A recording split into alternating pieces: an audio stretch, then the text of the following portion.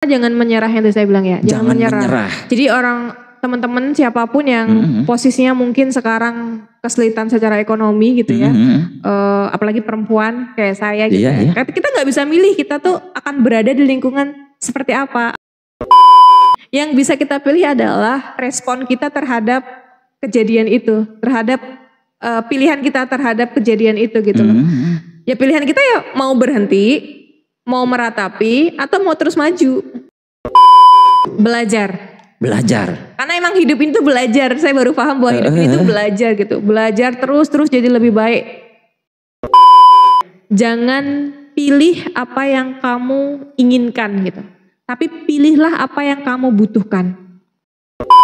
Buat teman-teman yang mau memilih apapun, memang diskusikan semuanya sama orang tua sih. Iya. Karena mereka nggak mungkin deh yang namanya gini, kalau ada laki-laki di dunia ini gitu, saya yakin laki-laki di dunia itu nggak ada yang akan menjerumuskan kamu itu selain papahmu. Wih. Udah pasti kok Bang Irwan. Gitu. Kalau yang lain punya kepentingan, kecuali papahmu. Papa saya sosok yang keras tapi kasih sayangnya tiada batas. Bertemu lagi di iPodcast.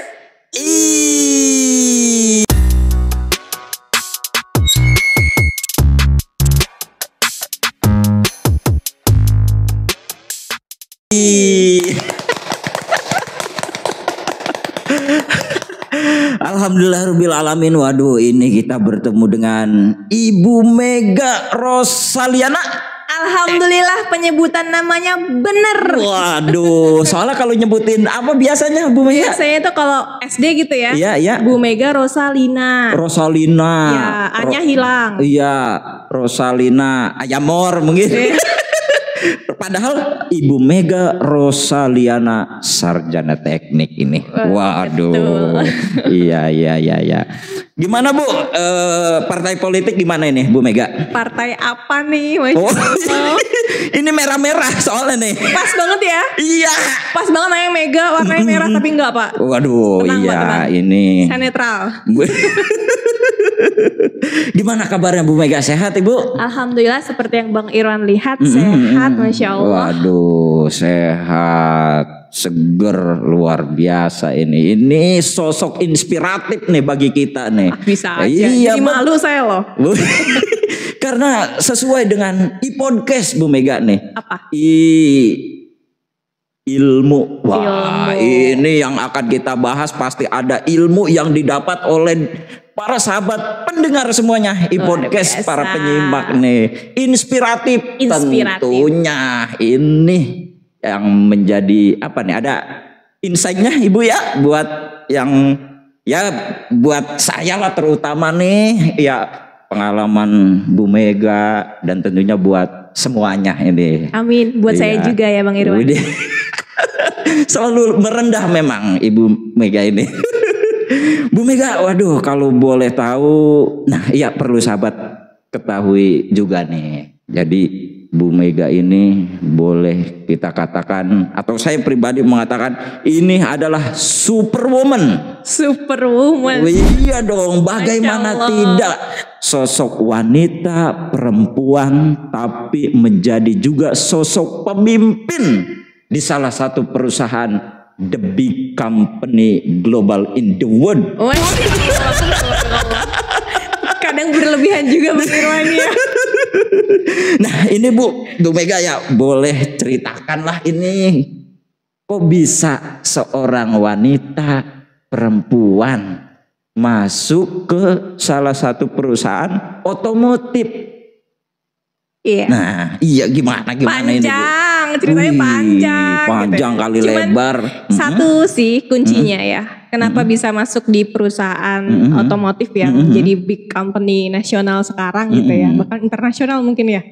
Karena produknya kan gak cuma di nasional ya. Iya. Kalau saya bilang sih jodoh ya.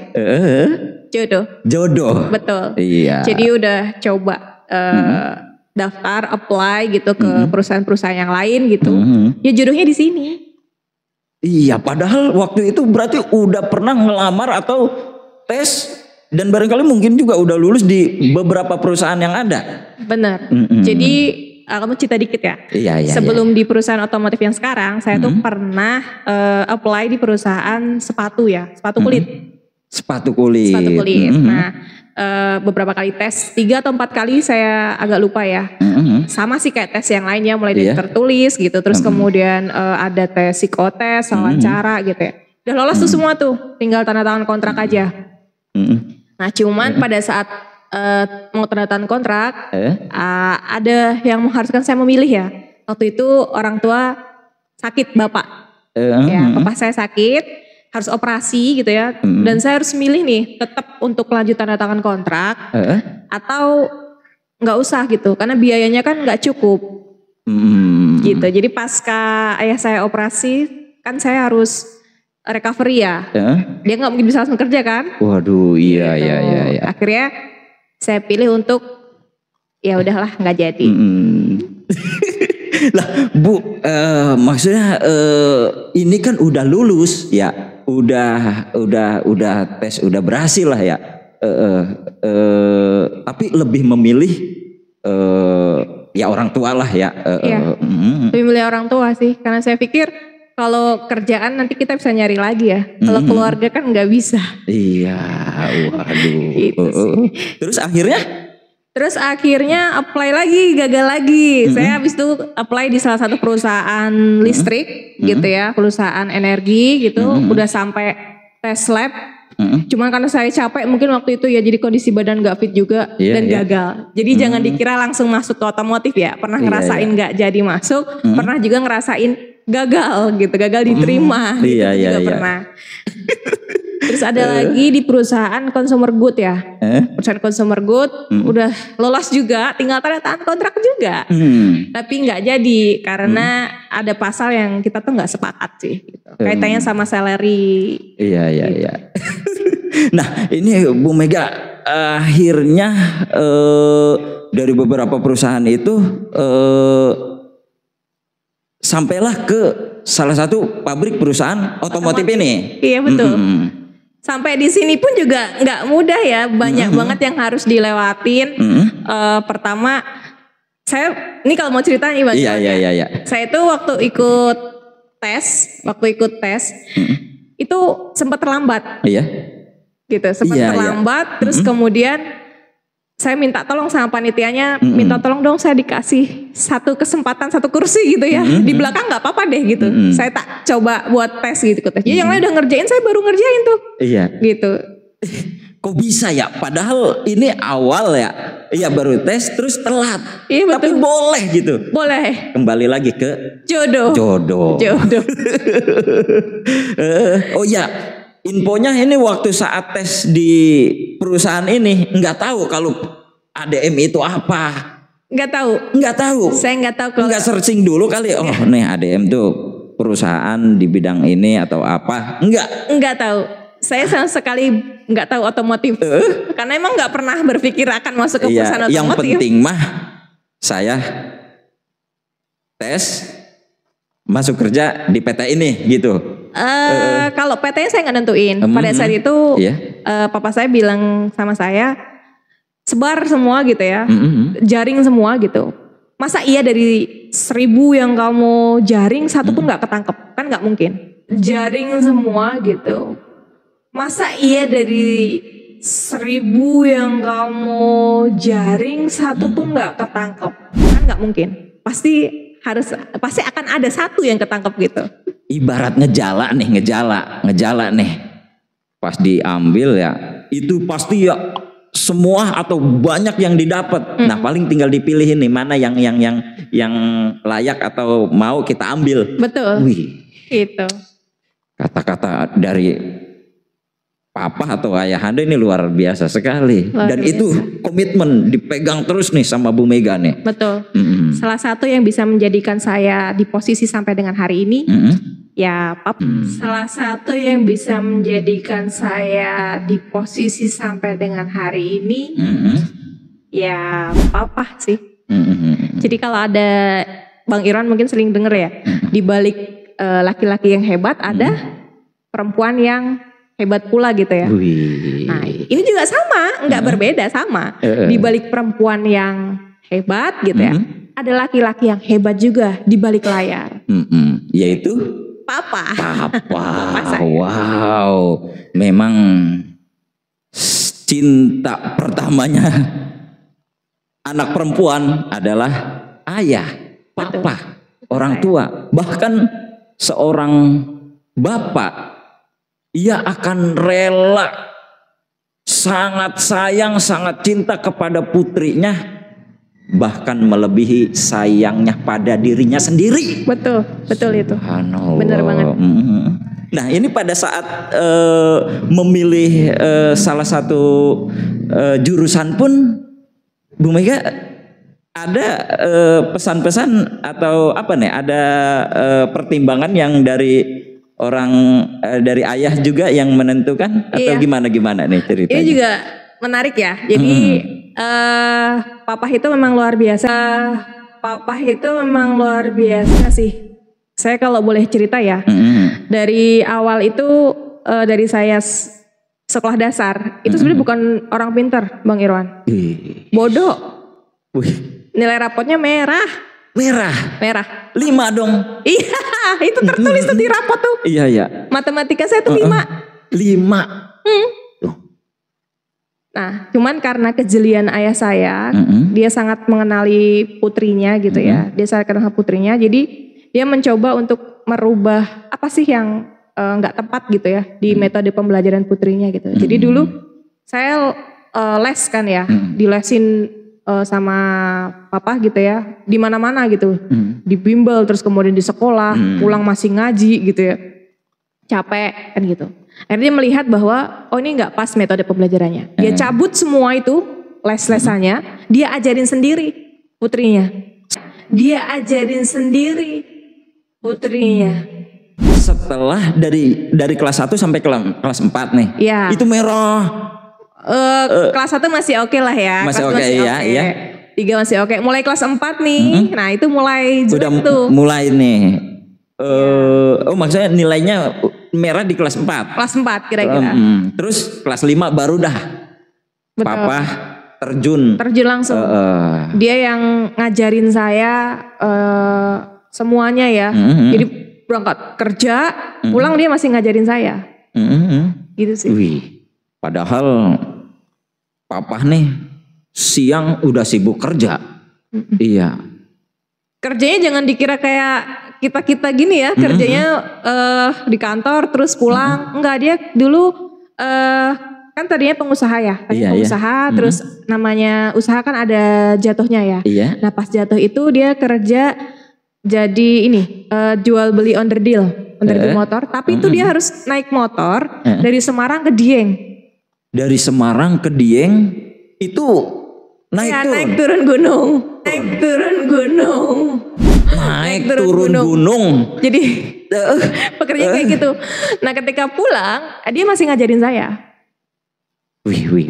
Nih kalau sahabat podcast semua nih ya, nih para pekerja mungkin bapak-bapak ya, kaum laki-laki yang bekerja mungkin kalau merasa dari pagi berangkat pagi, balik sore, balik malam, merasa capek, merasa lelah, itu masih trek lurus. Papa waktu itu naik turun gunung. Bayangin udah secapek kayak apa itu, tapi masih nyempetin meluangkan waktu untuk anaknya. Betul. Nah, supaya anaknya bisa lebih pintar.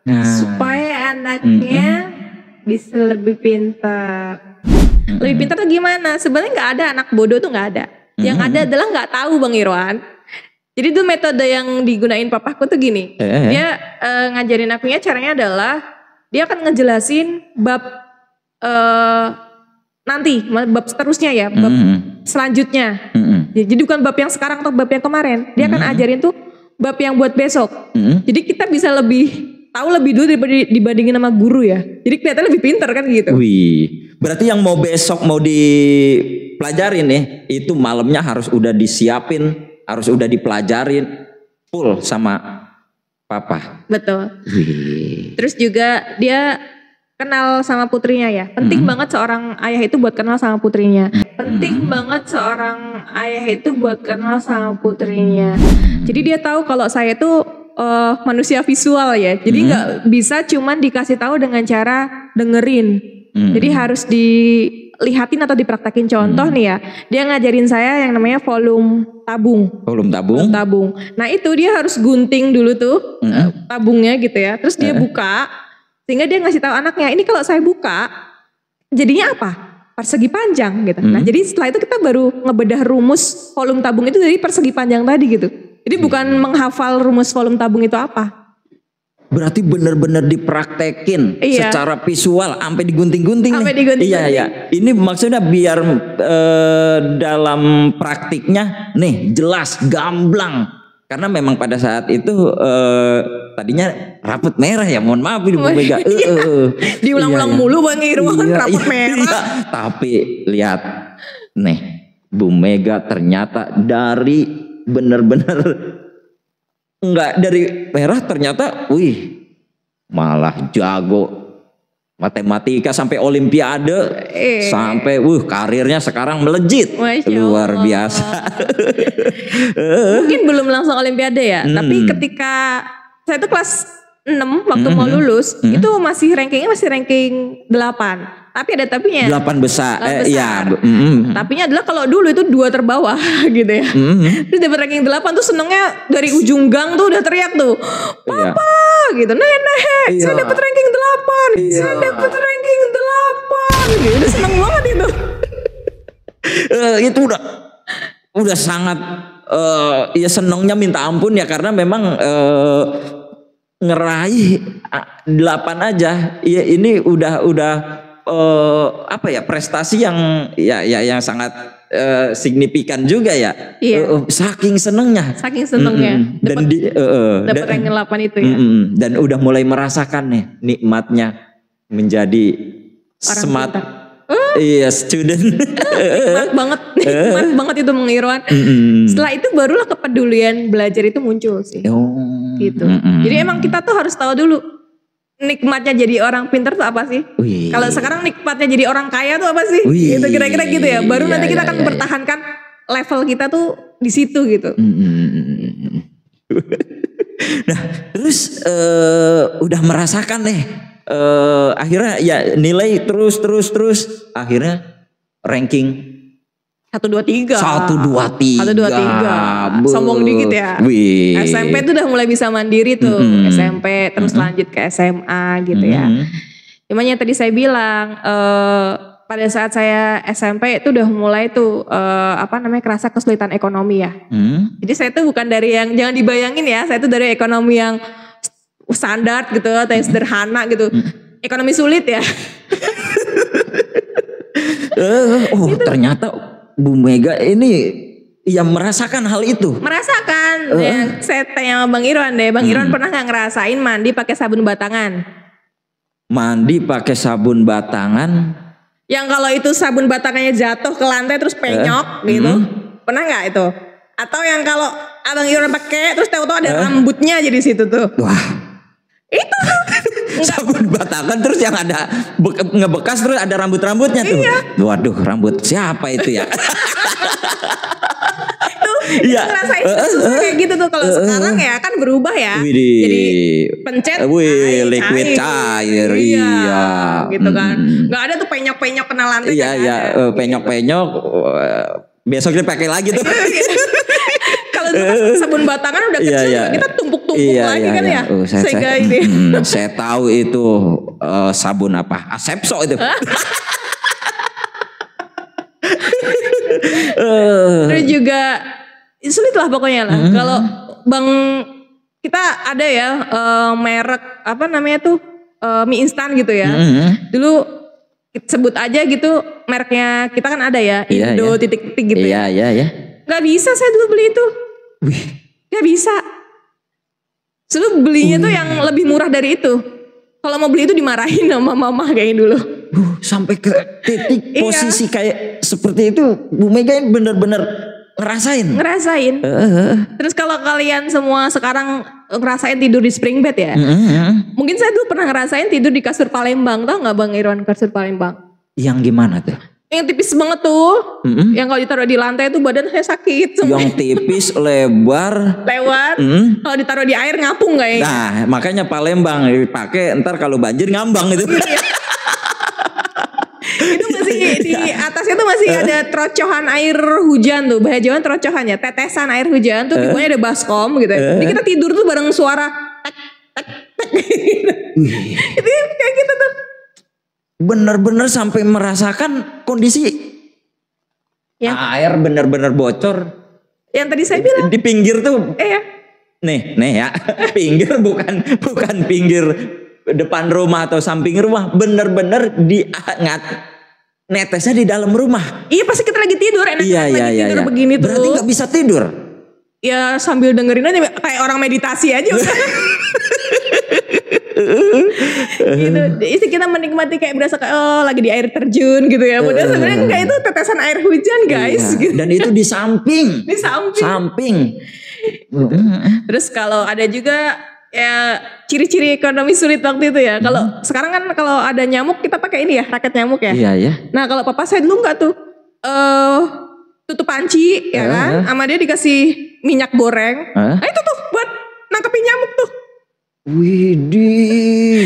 Gak ada ngerasain deh kayaknya deh. Hanya orang-orang yang dulu zaman saya ekonomi sulit kayaknya yang pernah ngerasain kayak gitu ya. Kalau sekarang nih Bu Mega ya, banyak orang yang mereka merasa elit padahal ekonomi sulit. Ini yang bahaya nih. Iya.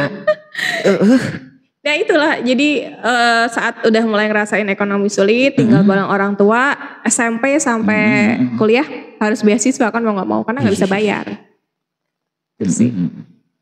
Ternyata merasakan perih, benar-benar perih dan mengalaminya secara langsung ya. Tapi nggak seperih itu Bang Irwan. Iya. Kita nikmatin ya. Nah ini apa yang diajarkan dari ayah, dari ibu, dari orang tua.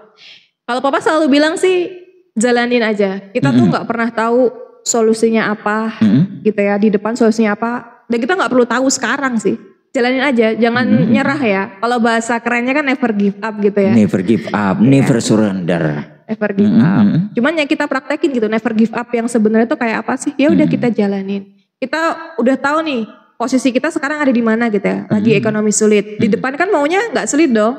Ya dengan cara apa? Ya tadi berarti harus punya pendidikan. Berarti kan harus kuliah. Nah buat kuliah berarti kan mau gak mau harus beasiswa. Kalau udah tahu harus beasiswa, berarti kan harus pintar. Iya. Nah buat pintar maka harus belajar. Itu. Yang lainnya pada pergi gitu ya, hangout lah, ke jalan-jalan lah, refreshing, ke puncak lah, nginep lah gitu ya, pacaran lah. Iya. Saya belajar Bang, dari subuh sampai subuh lagi tuh belajar doang. Kerjaan saya tuh. Saya belajar Bang, dari subuh sampai subuh lagi tuh belajar doang. Kerjaan saya tuh. Ini menikmati belajar ini sangat terasa nikmat. Sampai tadi subuh apa ketemu subuh belajar terus. Iya. Dimulai dari tadi saat ketika udah merasakan dapat ranking. Ternyata enak nih jadi siswa berprestasi tuh. Betul. Dari situ. Setelah tahu nikmatnya, maka kita langsung akan peduli kalau belajar tuh penting loh ternyata. Jadi orang pinter ternyata enak loh, dicariin orang banyak loh kata kamu pinter tuh gitu loh. Wih, betul. Bahkan kalau orang pinter di kelas aja, ini derajatnya lebih tinggi mungkin. Iya. Gitu kan. Betul. Nggak ada yang berani ngebully. Nggak ada.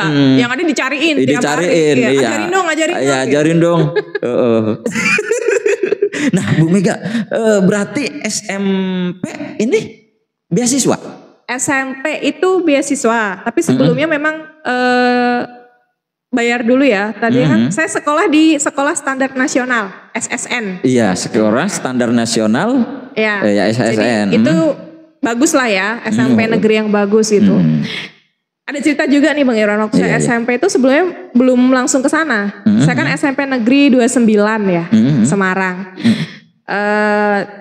Karena waktu itu saya nggak pede sama nilai saya gitu ya, sama kemampuan saya kan dari SD kan masih ranking 8 ya, nggak pede. Saya mendaftar di Madrasah Sanawiyah. Karena saya rasa saya pede. Nilai agamanya bagus gitu. Dulu saya juga pernah ikut kayak Pildalcil gitu-gitu ya. Ya jadi pemilihan dai cilik. Iya. Berarti agamanya kuat nih. Ya dibandingin matematika sama yang lain bahasa Inggris, saya mending milih pendidikan agama Islam sih waktu itu nilainya sih. Gitu kan. Nah saya daftar di Madrasah Sanawiyah, keterima waktu itu. Cuma gak bisa bayar. Seragam, uang seragam 300.000.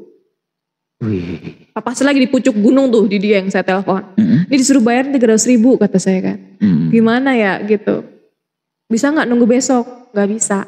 Akhirnya saya mau gak mau saya lepas. Akhirnya saya bertaruh di tes sekolah negeri SMP 29 itu gitu. Masuklah di sana. Nangis-nangis itu. Masya Allah. Sampai yang lain tuh nih anak kenapa nangis-nangis gitu. Mama keterima gitu. Senang banget waktu itu. Gitu terus bayar dulu. Setelah bayar beberapa ada delay gitu. Terus kita ikutlah beasiswa waktu itu Raskin ya. Beasiswanya? Oh awalnya pakai Raskin, belum beasiswa prestasi nih. Belum. Awalnya masih pakai Raskin gitu ya. Terus mulai pakai beasiswa yang bener-bener pakai prestasi itu waktu kuliah sih. SMA pun juga sama, saya juga masih pakai beasiswa tidak mampu gitu ya. Terus tapi uang jajannya saya sokong dari tambahan kerja. Jadi saya udah mulai kerja tuh SMA tuh. Kecil-kecil kayak ngelesin gitu ya. Ngelesin bimbel. Ya terus jualan jajan. Jadi mamah yang bikin nasi gitu ya. Saya namain dulu Merona Rice. Merona Rice. Ya. Berarti udah punya label sendiri nih. Mega Rosaliana Rice gitu. Ini ciptaan sendiri nih. Ya maksudnya produk sendiri dengan label sendiri. Tapi waktu itu saya kan nggak punya ilmu marketing ya. Udah saya jualnya dari kelas per kelas. Siapa mau beli gitu. Saya masuk tuh ke kelas-kelas itu. Maksudnya ke kelas-kelas yang lain. Iya. Nawar-nawarin. Nanti kalau nggak habis biasanya guru yang beli. Berarti ada jiwa entrepreneurnya juga nih. Itu. Nah kemudian tahu kalau memang mau masuk kuliah itu harus beasiswa lagi gitu ya. Akhirnya saya benar-benar belajar, nilai saya jaga gitu ya supaya tetap keep, bukan hanya di peringkat kelas ya. Ini kadang orang salah paham. Kadang udah seneng tuh anaknya kalau anak saya ranking 1 di kelas gitu. Biasanya udah seneng. Jangan seneng dulu. Saingannya bukan di kelas. Nanti kalau universitas itu saingannya seluruh Indonesia guys gitu. Jadi minimal parameternya dinaikin. Berprestasi berapa rankingmu di sekolah. Jangan di kelas. Iya. Berarti nih waktu SMA aja tadi sudah dagang. Terus bimbel les ngajar-ngajar les ke teman-teman. Ke teman-teman iya, cuman kalau ke teman nggak saya bisnisin ya. Iya. Saya ikut kayak bimbel gitu sih di Semarang ada bimbel. Jadi ada profit yang masuk ke bimbelnya dan ke saya. Oh, berarti di tempat bimbel tersebut nih Bu Mega ngajar. Iya ngajar ngisi di situ untuk bimbingan belajar. Yang independen sih ada, yang nggak sama bimbel yang saya sendiri ya, tetangga. Tetangga anak-anak tetangga gitu yang SD, yang SMP. Nah gitu saya pegang. Mulia sekali. Iya, maksudnya sampai punya ada inisiatif juga sampai untuk ke situ gitu. Karena ya tadi ya uang jajan kan kita kan tetap butuh uang jajan ya. Yang namanya ekonomi tadi ekonomi sulit gitu. Orang tua sih ngasih, tapi kan kita juga kadang kan butuh yang lain gitu ya. Terus selain itu ini jualan, terus tadi apa? Bimbel ya? Bimbel. Lesin saya juga kebetulan saya ikut ekstrakurikuler ya di sekolah itu. Salah satunya itu kayak teater. Nah ya. Saya waktu itu megang ketua teater ya kan. Nah ada tuh tawaran-tawaran dari luar kan, kayak dari radio gitu, dari macam-macam lah untuk bikin skenario drama. Saya yang nulis, saya yang ngajarin teman-teman buat main gitu ya. Kolaborasi sama guru-guru gitu. Terus nanti kita tampil. Nah, dari sana kita dapat fee lah ya. Wih, berarti emang kan ketua nih, ya. Berarti ketika ada mau pertunjukan panggung gembira atau pentas seni lah kayak gitu, dan Bu Mega nih udah bisa membuat drama. Iya. Saya dulu spesialis di drama komedi ya, plesetan. Jadi kayak misalkan tahu cerita Ande-Ande Lumut ya. Nah itu saya plesetin jadi onde-onde lumut yang kayak gitu-gitu. Jadi saya plesetin terus kayak maling kundang gitu. Terus saya plesetin jadi maling kutang. Jadi maling kutang.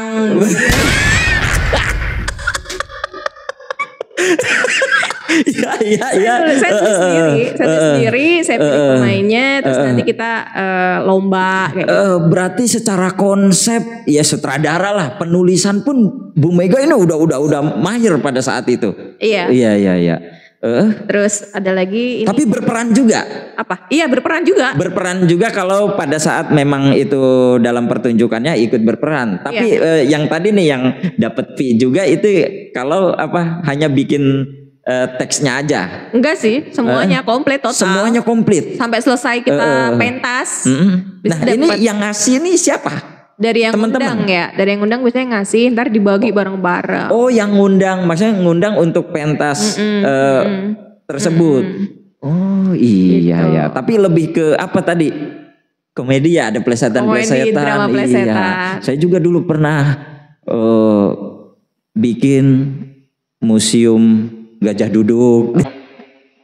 Museum gajah duduk. kayak nama sarung gitu ya. Jadi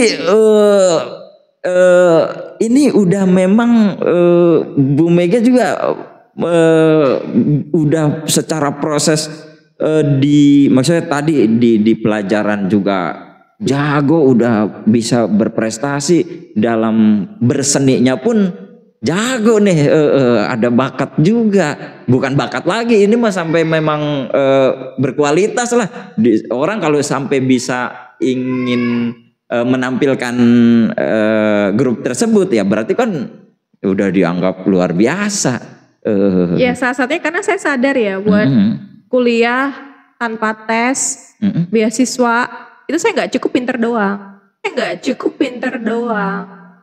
Jadi saya butuh sertifikat yang kayak gitu. Jadi kan biasanya kita dapat fee sama dapat sertifikat ya, gitu. Terus juga terakhir tuh musikalisasi puisi ke Bandung waktu saya SMA itu juga sama. Itu kayak Jambore Sastra gitu kan. Terus dapat the best number 2 kalau nggak salah. The best number 2 di Bandung. Di Bandung. Padahal sekolah mah di Semarang ya. Semarang. Iya. Semarang bang. Asli iya Semarang ya. Abang kalau mau lihat produk orisinalnya Semarang nih lagi di sini nih. Abang kalau mau lihat produk orisinalnya Semarang nih lagi di sini nih. Nih ini wong Semarang iki. Semarang. Semarang ya. Nggak bau lumpia ya dari tadi ya? Oh iya harusnya bawa nih. Takutnya baunya Bandeng Presto.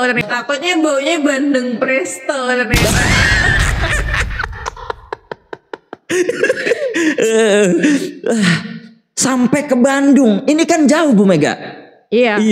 Maksudnya Jawa Tengah sampai lintas ke Jawa Barat. Fasilitasin sih. Ada fasilitas dari sekolah gitu loh. Sekolah sama si Jambore Sastranya gitu kan. Difasilitasin memang kita kesana. Iya, lomba puisi.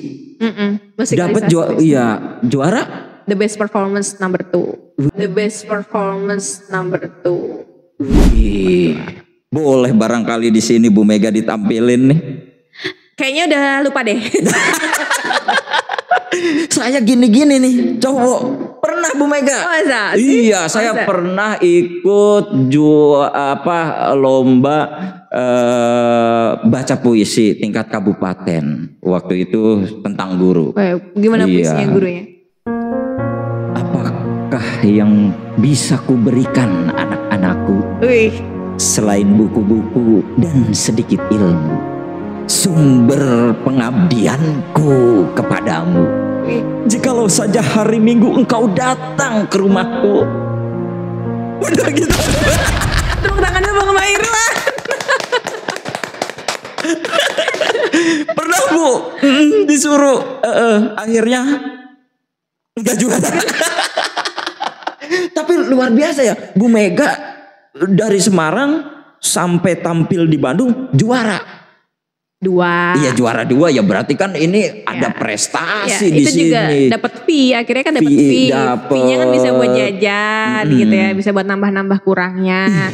Tapi yang lebih penting bukan fee-nya sih, sertifikatnya. Nah, sertifikat itu saya kumpulin bareng sama nilai rapot saya. Saya majuin waktu itu ke tes gitu kan saya dari Universitas Diponegoro gitu ya. Ikut jalur yang tanpa tes. Alhamdulillah masuk. Alhamdulillah masuk. Nah, berarti Bu Mega tadi ya memang orang yang kreatif nih.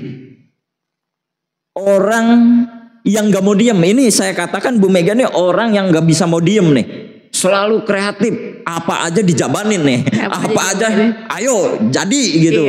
Bimbel, ngajarin orang, jualan, teatrikal, sampai puisi. Ini kan gak mau diem, artinya ayo selagi bisa, selagi mampu. Dan ini skill-skill bertambah. Dan tidak hanya itu tadi, prestasi pun sampai sertifikat pun dapat. Akhirnya inilah menjadi penunjang ketika masuk ke perguruan tinggi tadi. Waduh. Ya mumpung waktu itu juga masih muda banget juga ya gitu. Emang aku anaknya gak bisa diem sih. Gitu, masih muda, kita punya eksplorasi lebih gitu ya, punya kesempatan lebih ya dipakai kan gitu. Nah berarti yang diambil dari ini semua apa Bu Mega? Yang diambil pertama jangan menyerah yang saya bilang.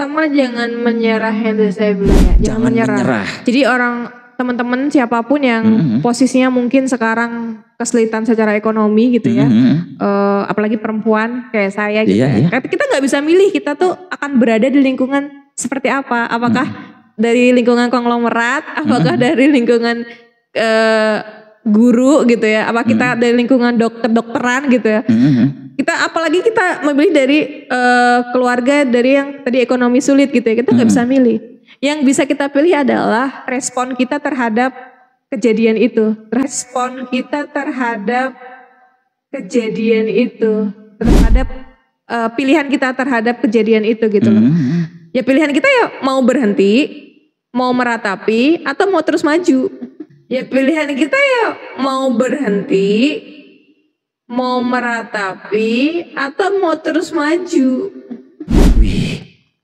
Kalau kita berhenti, kita hanya udah stop sampai di situ. Iya. Apalagi tadi berhenti dan malah menghindar, barangkali ini lebih parah. Jadi tetap hadapi, jangan lari, tapi hadapi, jangan lari. Betul. Terus berjuang, terus jalani aja. Wah, luar biasa. Tepuk tangan dong buat Bu Mega. Ini saya tepuk tangan buat diri saya sendiri ya. Afirmasi positif sekali. Wih, luar biasa, the best nih, bener-bener inspiratif nih. Ini ilmunya banyak yang di sini. Berarti tadi jangan berhenti, never give up. Ayo maju, ayo terus berjuang. Dan tentunya tadi jangan pernah berhenti belajar Bu ya. Kuncinya di situ. Di situ. Belajar. Karena emang hidup itu belajar. Saya baru paham bahwa hidup itu belajar gitu. Belajar terus jadi lebih baik. Wah. Ta'allam fa'inna laysal mar'u yuladu ala aliman. Belajarlah karena nggak ada manusia yang dilahirkan ke dunia ini langsung dalam keadaan pinter. Nggak ada. Langsung orangnya nih. Bu Mega ternyata ada prosesnya Bu ya. Iya. Serem kalau tahu-tahu pinter mah ya. Iya, ngeri nih. Apa nih orang bisa viral viral mujizat dari mana nih? Nabi bukan. Prosesnya memang dinikmati ya sampai akhirnya ya alhamdulillah sampai ya sekarang ini wah luar biasa. Oh ya tadi keputusan memilih sampai ke perguruan tinggi pun nih gimana ini Bu Mega ceritanya? Sarjana teknik. perempuan, wanita yang kita lihat gemulai, yang kita lihat kepeminiman dari seorang wanita, tapi memilih sarjana teknik. Tekniknya teknik elektro ya Bang Irwan. Tekniknya elektro lagi. Bukan teknik tata kota, bukan teknik arsitektur yang cewek gitu ya. Ini tekniknya teknik elektro. Urusannya mah setrum, listrik, tersengat. Dulu papa saya cuma bilang kayak gini, mungkin bisa jadi pembelajaran buat kita semua ya. Iya. Mbak katanya, jangan pilih apa yang kamu inginkan gitu, tapi pilihlah apa yang kamu butuhkan. Bisa diulangi Bu Mega? Ini ucapan seorang ayah, papa. Lagi-lagi papa. Iya, gimana tadi? Jangan pilih apa yang kamu inginkan, tapi pilihlah apa yang kamu butuhkan. Barangkali orang sekarang ini melihat hanya kepengen yang dipengenin doang, yang diinginkan.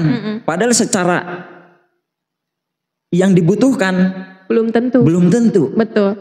Jadi teman-teman terutama yang sekarang SMA misalnya ya, mau nyari kuliah gitu ya. Biasanya tuh kalau di usia muda dia akan jiwa sok taunya tuh muncul tuh. Ini passionku tuh ini gitu. Aku tuh mau masuk sini, passionku tuh ini. Aku tuh tahu banget, aku tuh orangnya kayak gini. Bakat saya tuh di sini, passion saya di sini, saya senangnya di sini. Pokoknya apapun yang terjadi saya mau ini aja. Dah itu pun Bu Mega rasakan. Artinya berontak dari apa yang papa katakan mungkin nggak sesuai. Mungkin Bu Mega sendiri punya pilihan ya awalnya pengen milih apa sebenarnya dulu? Pengen bahasa karena pertama saya suka sastra, yang kedua dulu saya SMA tuh sering ikut lomba-lomba bahasa Jepang gitu loh. Tadi kelewat cerita ya, lomba bahasa Jepang. Nah itu sebenarnya saya merasa saya passion saya di bahasa, walaupun saya anak IPA gitu ya, tapi saya tuh suka bahasa gitu. Passionku tuh di sana gitu. Iya. Ambil nangis tuh, tolong aku maunya itu gitu. Cuman lagi-lagi ya, seorang papa, dia dengan tegas dia bilang gitu, jangan milih yang kamu suka, yang kamu pengen gitu. Dan kadang kita sebagai anak tuh nggak ngerti kalau kita cuman emosi doang Bang. Nah tugas seorang ayah lah buat menjelaskan ke kita bahwa itu tuh kamu emosi doang, kamu tuh belum ngerti nak gitu loh.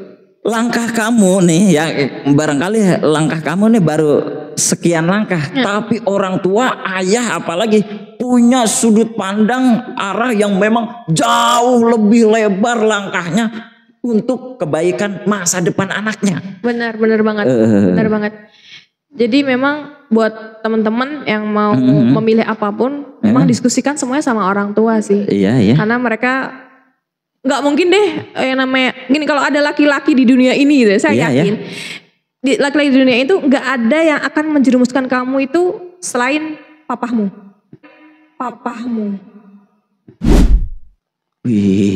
Udah pasti kok Bang Irwan. Gitu. Kalau yang lain punya kepentingan, kecuali papahmu. Kalau yang lain punya kepentingan, kecuali papahmu. Gak mungkin. Bahkan seorang good father, good dad ya, ia akan mengatakan kepada anaknya, putrinya, ia akan mengatakan, you all in all the best. Kamu udah yang terbaik. Kamu segalanya untuk aku. Betul. Jadi dengerin apa kata orang tuamu bilang gitu. Jangan pakai emosimu sendiri sih. Kira-kira kayak gitu sih Bang Irwan. Waduh. Tepuk tangan lagi dong. Ini luar biasa. Artinya you all in all best to me. Kamu adalah segala-galanya untukku. Artinya seorang orang tua ini udah memikirkan jauh lebih ke depan nih, apa yang terbaik untuk anakku gitu. Dia bilang kamu butuh masuk ke teknik gitu supaya nanti peluang untuk pekerjaannya juga lebih besar gitu kan. Dan dia yakin bahwa saya bisa. Walaupun saya nggak yakin saya bisa nggak ya gitu. Di hal yang saya nggak sukain, ketemunya sama cowok-cowok lagi gitu ya. Circle-nya gitu ya. Tapi aktualnya bisa kok, di wisuda kok gitu, lulus kok kan gitu ya. Kira-kira gitu sih Bang Irwan. Tapi pada saat itu berontak tuh awalnya. Ya karena memang berat juga pada saat itu ya. Banget, berat dan banget. Dan inilah yang jadi bahan pertimbangan ya. Consider first before deciding. Pertimbangkan dulu sebelum kau memutuskan. Berarti akhirnya Bu Mega memutuskan dengan segala apa yang Papa katakan atau Papa kasih pesan, dan itu yang diambil, diputuskan oleh Bu Mega. Iya, tanpa ragu sih. Karena kalau papaku bilang tuh udah pasti bener. Oh, papaku bilang tuh udah pasti bener. Gitu. Nah, lagi paling gini sih ya. Makanya kenapa dalam keluarga itu saya selalu yakin yang harusnya lebih galak tuh bapaknya, bukan ibunya. Harusnya ya. Saya nggak tahu nih, Bang Iron kalau di keluarga yang galak siapa nih? Seorang ayah biasanya lebih keras. Lebih keras. Iya, egonya, emosinya biasanya. Lebih galak karena dia lebih galak. Karena dia yang harus memutuskan kemana anaknya ini mau dibawa. Jadi kebalik, kalau sebenarnya kebalik ya, kalau yang galak itu lebih ke ibunya gitu ya. Itu lebih menurut saya lebih kebalik gitu. Karena ibu itu fungsinya adalah untuk ngayomin, lembut gitu ya, sebagai pelindung gitu ya. Gitu. Jadi itu sih ya saya lihat di keluarga saya dan keluarga besar gitu ya. Rata-rata memang yang galak bapaknya, gitu, yang keras gitu ya, yang galak, yang ditakutin, serem gitu. Berarti sosok papa juga seperti itu? Papa saya sosok yang keras tapi kasih sayangnya tiada batas. Papa saya sosok yang keras tapi kasih sayangnya tiada batas. Super, dan lebih tepatnya mungkin dengan ketegasan, tegas.